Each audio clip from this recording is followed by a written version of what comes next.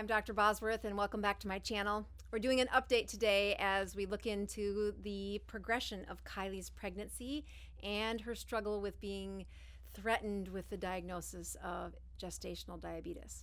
Today she did a test at home where she recorded herself doing a home glucose tolerance test. You'll see Kylie do a homemade glucose tolerance test. Kylie uses a large amount of Mountain Dew as the source of her glucose. So she checks her glucose before the event starts. She uses both a finger prick test as well as the continuous glucose monitor that we inserted into her arm. She then checks her sugar at 1 hour, 2 hours, and 3 hours. The goal for this test is to keep the sugars low in hopes that the baby is not overly exposed to high blood sugars while growing. I think you'll find that Kylie has a fantastic teachable moment as you watch these videos. Take a look and I'll check in after the second video. Hi everyone, this is Kylie. I am doing a quick check-in to do an at-home 3-hour glucose tolerance test. So what that looks like is in the medical community, when you reach a certain stage of pregnancy, they ask that you do a 3-hour test in which you drink 100 grams of a drink that has dextrose or sugar in it, and then they test your sugars fasting, or so like before you're supposed to fast 8 to 12 hours, 1 hour, 2 hour, 3 hour, and then if you are within a specific range, which we'll post later, then, you know, after the first 1 or 2 tests, then they'll send you home. If you're not doing so hot, then you stay for the full 3 hours, and then you talk to your midwife or OBGYN to see what kind of alternatives that you will need to supplement that insulin that is being created within your body. So what I've done this morning is I've already pricked my finger. My fasting glucose on one monitor was 92. On the other one, it was 85. So how I have this is one of these monitors requires a finger prick, and the other one is just a scan for the continuous glucose monitor that's in my arm, and then it shows up. So as you can see right now, I'm testing at 88. This has fluctuated this morning a couple times between 91, 85, 88, just kind of depends if I'm up moving, sitting down. So I wanted to have 2 different means of testing that sugar to see kind of where I'm at with both. So what 100 grams of sugar looks like, I obviously don't have medical community grade sugar supplement. So I have a 24 ounce of Mountain Dew here, and then another 2 ounces right here. So I'll just do this, okay? So that's quite a bit of soda. You know, when I talked to my midwife about it, I felt like that was a lot. But she said, you know, there are a lot of people in America that drink this within a 10-minute time frame and wouldn't even blink an eye. So we're gonna do it. In 10 minutes, I'm gonna set my timer. I'm gonna drink this, and in 1 hour, I'm gonna come back. I'm gonna check my sugar. In hour 2, I'm gonna do the same, and then I will check in along the way. Wish me luck. Hi everyone, just checking in. I am at the 1 hour mark for the glucose tolerance test at home study. My sugar is 133, and then I just swiped my arm for the continuous glucose monitor, in which I had a 145. So there is a discrepancy there, which is fine, but basically the medical community wants you at 180 or less by this 1 hour mark. So I forgot to mention, the reason why we're doing this is because there's a lot of things out in the social media posts and the blogs and things like that that just say if you are in keto or if you've been doing keto for a while that you are guaranteed to fail this test. I have been doing keto for a while and I have not failed this test thus far. I will still continue to check my sugars at the 2 and 3 hour mark, and I will check in then. Thanks. Hi everyone. I just came back to do another check-in. I'm at the 2 hour mark, in which my sugar is now down to 90, and I'll scan here quick, in which I'm at 91. So again, we are at the point where the 2 hour test should result in less than 155. Remember, 1 hour was 180. So I'm well below that. symptoms that I am experiencing right now are I am extremely tired. I feel like the carb crash or the sugar crash has happened. I'm hungry. I mean, all of those symptoms are coming back. When you are in keto, you don't have those. You're not hungry all the time. You don't crave sugar or anything like that. All I want to do right now is just take a nap because I feel like everything has just kind of crashed down at this point. But I am happy about the numbers. I will still continue to check at the 3-hour mark and let you all know what it looks like. Thanks.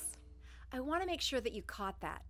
Kylie, after 2 hours of drinking that large amount of Mountain Dew with lots of caffeine in it, found herself so fatigued and so tired that she wanted to take a nap. I think this is a wonderful teaching moment for what happens when we fuel our bodies with glucose. If you've read my book, Any Way You Can, I talk about how we fuel our bodies with 3 substances. We can use glucose or carbohydrates, we can use protein, or we can use fat. I compare fueling our body to fueling that of a campfire.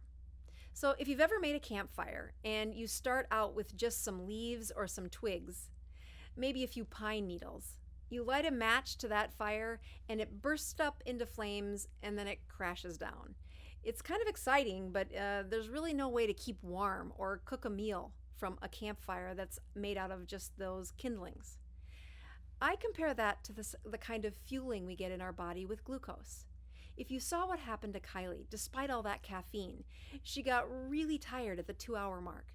And that's because glucose will rush into our system, and then our body has many mechanisms to make sure it doesn't stay in the system. You'll burn it up really quickly in the mitochondria throughout the cells of your body, but you'll also have insulin tuck that away and get it out of the bloodstream. It's on the crash down from that glucose burst that we really feel that heaviness and fatigue. If you've ever had a high carbohydrate meal and find yourself sleepy in a couple of hours, you can know that you told your body to do that by fueling it out of carbohydrates, especially if you have a high level of insulin. Let's now compare that fuel to one that's made out of a log. So if in your campfire, you're burning a log, you'll notice that it was really hard to get it started. The log has a deeper, more steady, strong fueling source, and it's got a dense sense of energy that lasts a long time. This is the kind of fire that you can heat a meal with, that you can stay warm with. And as I said, it is a little difficult to get it started. I think that compares wonderfully to transitioning our bodies to fueling from fat or ketones. It's a little difficult to get through that transition, but once those mitochondria, those furnaces within your cells, have awakened and have used the resource of ketones, their furnaces have a nice, steady, strong energy that lasts for hours and doesn't leave you with a crash. Kylie's slurred speech and fatigue are so powerful at the 2-hour mark, and I find this in my patients and my kids. I've learned that if I don't let them have high sugar sweets or multiple high carbohydrate meals throughout the school time, their focus is better and their sustained energy gets them all the way to supper time. I'll be back one more time after Kylie finishes that last video. Hi everyone. I am at our last and final check-in. I am at the 3-hour mark. By this point, if my numbers were 133 and 90 in the last video, now they are down to 82. Looks backwards on your guys' screen, and then also 77. By this point, I probably would have been sent home from the lab since I passed the first 2 tests.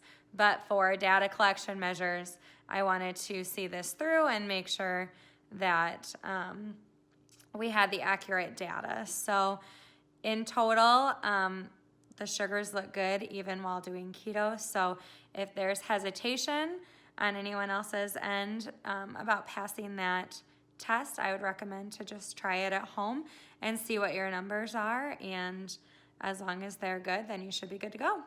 Have a great day. Hopefully you could see that thankfully Kylie was able to maintain her blood sugars throughout these tests.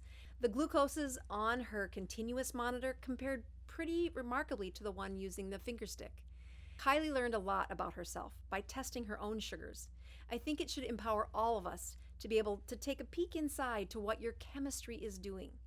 You don't have to be pregnant to do this kind of experiment, but it does teach us that if you're putting these large amounts of carbohydrates into your system on a routine basis, check yourself. See if your sugar gets back down to below 100 after the 2-hour mark.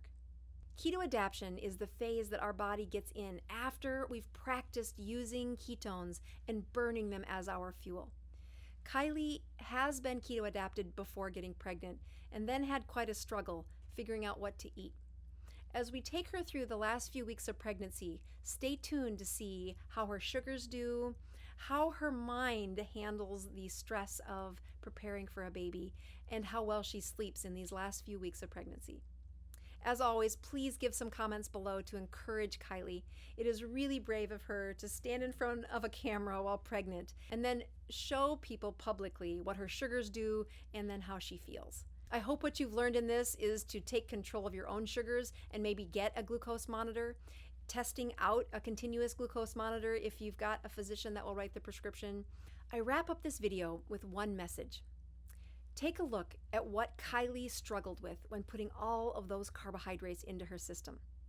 And her body was actually keto adapted. She's been burning ketones for the better part of 4 weeks in this pregnancy. She had been keto adapted before this started and then struggled as she figured out how to eat and get through a pretty heavy dose of nausea with morning sickness. Now she's trying to clean up her act and keep those sugars controlled as she prepares for a baby.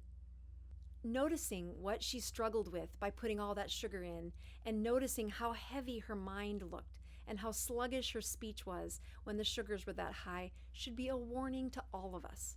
Using the ketogenic diet to improve the way we think, our moods, and our focus has been a staple for why I continue to use the ketogenic diet in my clinic and in the patients I see.